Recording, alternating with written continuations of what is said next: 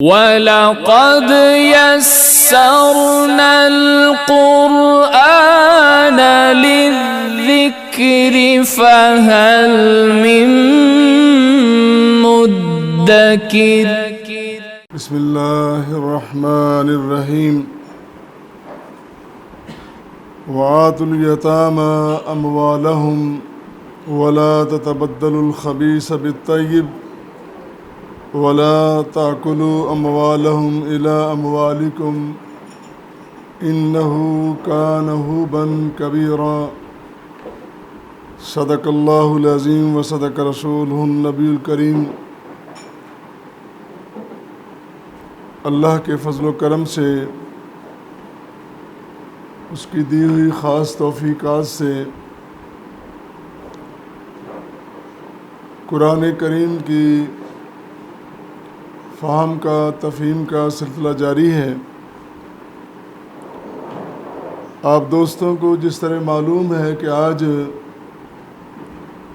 سورہ نساء کی ابتدائی آیات مبارکہ 2 سے 4 تک ان کا کچھ ترجمہ، کچھ تشریح، کچھ تفسیر، کچھ معروضات آپ کی خدمت میں پیش کی جائیں گی۔ پہلی آیہ مبارکہ آپ کے سامنے پڑھی ہے،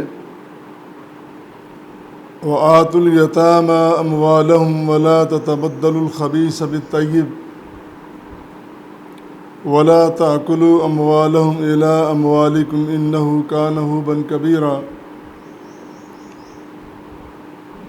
اللہ اپنے بندوں کو مخاطب کر کے فرماتے ہیں کہ تم یتیموں کو ان کے مال دو اور ان کو تبدیل نہ کرو، اعلیٰ چیز کے بدلے میں گھٹیا چیز دو ان کو، اس کی اجازت نہیں ہے، اور نہ ہی ان کے مال اپنے مالوں میں ضم کر کے ڈب کر کے ان کو کھا جاؤ، یہ بہت بڑا گناہ ہے۔ یہ جو اللہ کریم کا حکم ہو رہا ہے کہ یتیموں کے مال کی حفاظت کرنی ہے اور پھر خاص کر ان کو تبدیل نہیں کرنا۔ ایسے بچے جو یتیم ہو جاتے ہیں، بھتیجے بھانجے یا دور نزدیک کے رشتہ دار، پھر وہ آپ کی کسٹڈی میں آ جاتے ہیں، آپ کی پرورش میں آ جاتے ہیں۔ اللہ کا خوف اور انسانی ہمدردی دل میں ذہن میں رکھتے ہوئے ان کے ساتھ سلوک کرو۔ جب تک وہ بالغ نہیں ہو جاتے، ذمہ داری ہے کہ ان کی پرورش کی جائے، تربیت کی جائے اور ان کے مال کی بھی حفاظت کی جائے۔ پھر کچھ عرصہ وہ لڑکی جو یتیم ہیں آپ کی کسٹڈی میں رہے، آپ کے زیر سایہ رہے، آپ مانوس بھی ہو جاتے ہیں، کوئی تعلق بھی زیادہ گہرا ہو جاتا ہے، اور پھر بندہ اپنے کچھ حقوق بھی سمجھنے لگتا ہے۔ وہ تمام تر باتیں، وہ ترجیحات اپنی جگہ، لیکن بنیادی ذمہ داری جو اللہ نے آپ کی لگائی ہے، جو حقوق آپ کے ذمہ لگائے ہیں، ان کا خیال کرنا بڑا ضروری ہے۔ اور بالخصوص جب وہ بالغ ہو جاتے ہیں، اپنے پیروں پہ کھڑے ہو جاتے ہیں، جب آپ نے ان کو آزاد بھی کرنا ہے، آزاد تو وہ پہلے ہی ہیں، یعنی آپ اپنی کسٹڈی سے دسترس سے ان کو آزاد کر رہے ہیں اور ان کا مال ان کے حوالے کر رہے ہیں۔ اس بات کی اجازت نہیں ہے کہ آپ اچھا مال لے لیں اور برا مال ان کو دے دیں، اس بات کی قطعاً اجازت نہیں ہے۔ ہوتا ہے لوگ خیال اور تصور کرتے ہیں کہ اچھی چیزیں رکھ لی جائیں، کیا فرق پڑتا ہے۔ اسلام نے جو تصور دیا ہے نا، وہ یہ ہے کہ لا یؤمن احدکم حتی یحب لاخیہ ما یحب لنفسہ۔ رسول کریم صلی اللہ علیہ وسلم نے فرمایا کہ تم میں سے کوئی شخص اس وقت تک مومن نہیں ہو سکتا جب تک وہی چیز اپنے بھائی کے لیے پسند نہ کرے جو اپنے لیے کرتا ہے۔ جب ہم خود چاہتے ہیں کہ ہمارے لیے اچھی اچھی چیزیں، اچھا مال، اچھی دولت، اچھا منصب، اچھی شہرت ہو، تو پھر اپنے بھائیوں کے لیے وہ نسبی بھائی ہوں یا وہ روحانی مذہبی عقیدے کے اعتبار سے ہوں، مذہب کے اعتبار سے ہوں، کوئی بھی تعلق ہو، ہمیں یہ اصول پیش نظر رکھنا چاہیے۔ گزشتہ آیات میں ہم نے یہ پڑھا، اللہ تعالیٰ نے سورہ نساء کی پہلی آیہ مبارکہ میں فرمایا، لوگو اللہ سے ڈرو، وہ اللہ جس نے تمہیں ایک جان سے پیدا کیا، پھر اس سے یعنی آدم سے حوا کو پیدا کیا، پھر حوا سے آگے رجالاً کثیراً، پھر کثیر تعداد میں افراد پیدا کر دیے، بنی نوع انسان کا سلسلہ چلا دیا۔ وہ ایک فرد سے جو آغاز ہوا تھا انسانیت کا، آج دیکھیں اربوں کی تعداد ہے دنیا میں۔ فرمایا یہ سب برابر ہیں، سب برابر ہیں، کوئی اپنے آپ کو بڑا نہ سمجھے اور کوئی اپنے آپ کو یہ نہ سمجھے کہ میرے پاس جو طاقت، قوت اور منصب ہے یہ میں اس کا مالک اور ہمیشہ میرے پاس رہنے والا ہے، ایسا نہیں ہے۔ اور پھر یہ بھی فرمایا کہ رشتوں کی قدر کرو، رشتوں کو ٹوٹنے سے بچاؤ۔ یہ جو تمہارے رشتے ہیں، بہن کا، بھائی کا، بیٹوں کا، بیٹیوں کا، عزیز رشتہ دار، میاں بیوی کا خاص کر جو رشتہ ہے، فرمایا ان کی حفاظت کرو، ان کو ٹوٹنے سے بچاؤ، یہ ٹوٹنے نہ پائیں۔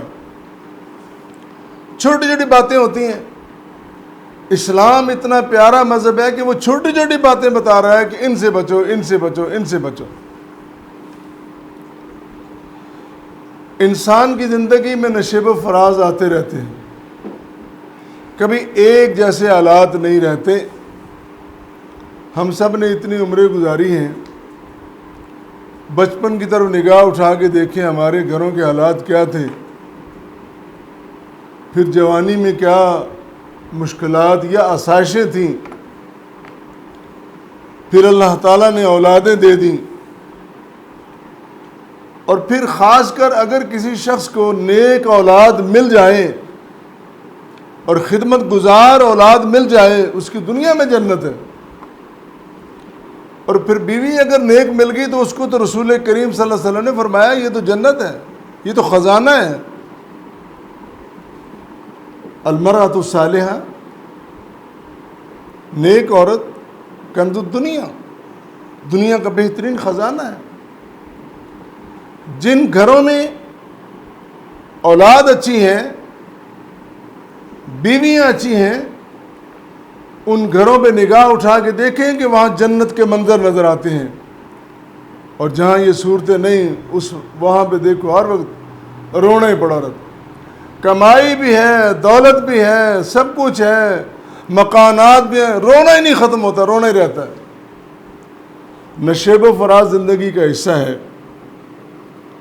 لیکن یہ جو رشتے ہیں، تم اپنی خوش قسمتی سمجھو کہ اللہ نے تمہیں اس قابل بنایا کہ تم کسی کے سر پہ دست شفقت رکھ سکو۔ یہ موقع اللہ نے دیا ہے، ہر بندے کو یہ موقع نہیں ملتے کہ آپ کو موقع مل گیا کہ آپ کسی عزیز کے، کسی جوان بیٹے بیٹی کے سر پہ دست شفقت رکھ سکیں اور ان کو پوچھ سکیں، بتا سکیں بھی کیا حال ہے، کوئی خدمت آپ کے لائق ہو۔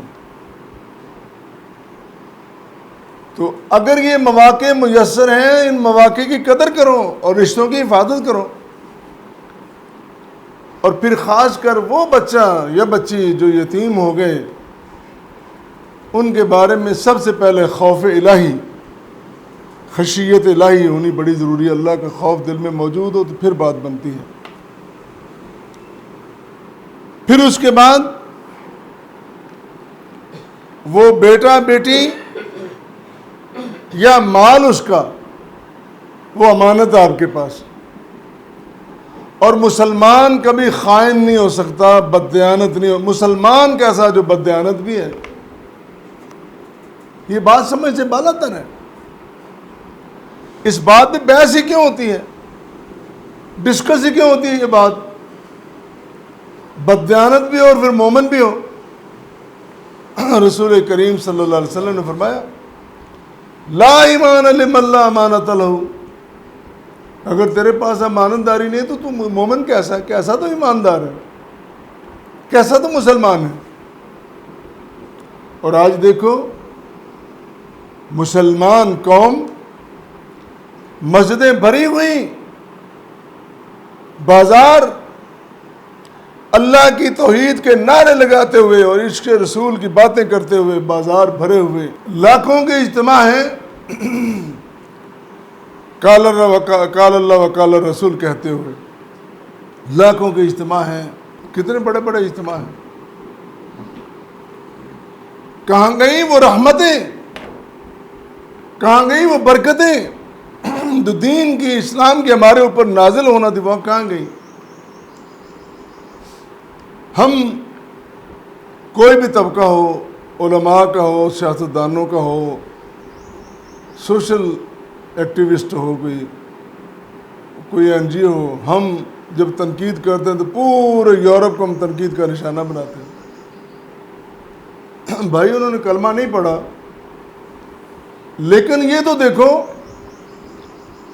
وہ کلمہ نہ پڑھ کے بھی آپس میں ایک دوسرے کے ساتھ کتنے رحیم کریم ہیں، کتنے محبت کے جذبے ان کے، رشتوں کی کتنی قدر کرتے ہیں.